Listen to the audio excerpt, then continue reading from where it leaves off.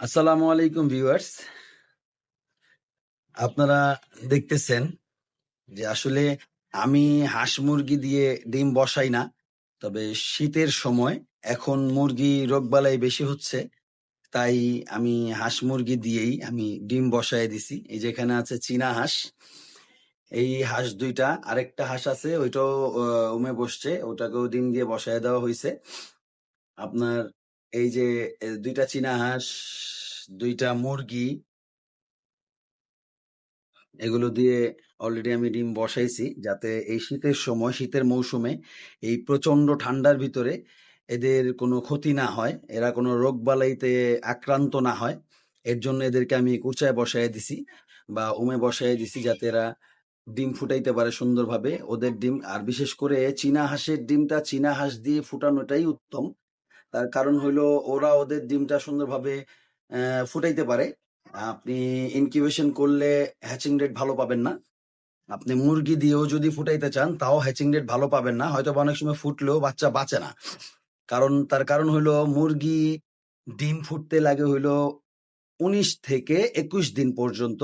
২১ দিনের ভিতরে ডিম ফুটে যায়। আর চীনা হাঁসের ডিমটা ফুটতে সময় লাগে আপনার মোটামুটি প্রায় ৩৭-৩৮ দিন সময় লাগে। অনেকদিন সময় লাগে। এর জন্য আরকি চীনা হাঁসের ডিমটা চীনা হাঁস দিয়ে ফুটাইলেই ভালো।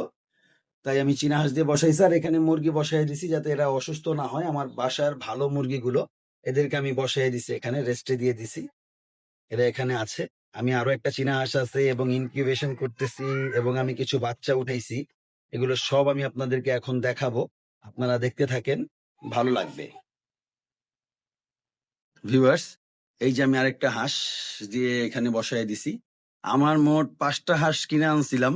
আমার আরেকটা ভিডিও আছে, ভিডিও ছেড়েছিলাম যখন আমি হাঁসগুলো কিনে আনি।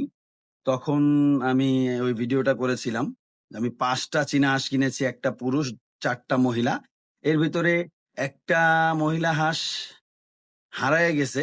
সেটা উড়ে গেছে বা কি হয়েছে আমি জানি না। ওটা ডিমে আসছিল। ডিমে আসার সময় নাকি উড়াউড়ি করে হয়তোবা উড়াল দিয়ে বের হয়ে গেছে। পরবর্তীতে বাসা চিনে আসতে পারে নাই। হয়তোবা এরকম একটা ঘটনা ঘটছে বা চুরি হয়ে গেছে। এরকম কিছু একটা হইছে। নতুবা ওই হাঁসটা কোথায় যাবে? তো এখন ৩টা হাঁস আছে। ৩টা হাঁসই মোটামুটি ডিম পেড়ে উমে চলে আসছে। এদেরকে উমে বসায় দিছি। এই ৩টা হাঁস ওইখানে ২টা দেখাইলাম আর এখানে আছে। বাকি আমি কিছু ডিম ফুটাইছি মেশিনে, মুরগির ডিম। সে বাচ্চাগুলো দেখাবো এবং আবার যে ডিম বসাইছি মেশিনে সেটাও আমি আপনাদেরকে দেখাবো। দেখতে থাকেন। ভিউয়ার্স, এই যে এখানে আমার ২ ব্যাচের বাচ্চা আছে।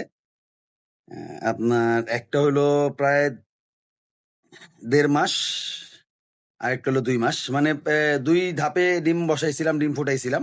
সেই ডিমের বাচ্চা এখানে। এখানে প্রায় ৪০-৪৫টা বাচ্চা আছে। আপনারা ভাবে দেখতে পারতেছেন কিনা বলতে পারি না। দেখি। দেখেন অনেক বাচ্চা এখানে। মাশাআল্লাহ।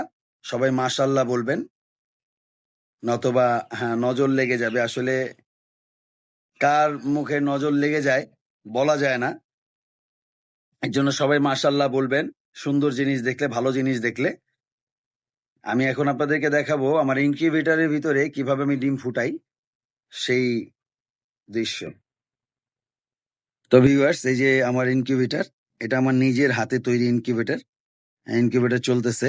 এই লাইট জ্বলে আছে। এই যে সেন্সর ঝুলতেছে। এই যে আমি ১৫ পিস কোয়েল পাখি ডিম দিয়েছিলাম। এখান থেকে ৬টা ডিম টিকছে আর বাকিগুলো ব্রণ আসে নাই। ৬টা ডিমে ব্রণ আসছে। তাই এই ৬টা ডিম এখানে ফুটবে ইনশাআল্লাহ। আর বাকি যে ডিমগুলো আছে এগুলো সব দেশি মুরগির ডিম। এটা আমি আরেকটা ব্যাচ এখানে বসাইছি। আসলে সব ইনকিউবেশন করার কথা ছিল। কিন্তু সেখানে দেখলাম যে আমার মুরগিগুলো কুচা এসেছে, কুচা ছাড়তেছে না। তাই মুরগি দিয়েও বসায় দিছি, ২টা মুরগি দিয়ে। আমার অধিকাংশ মুরগি এখন কুচায় চলে আসছে।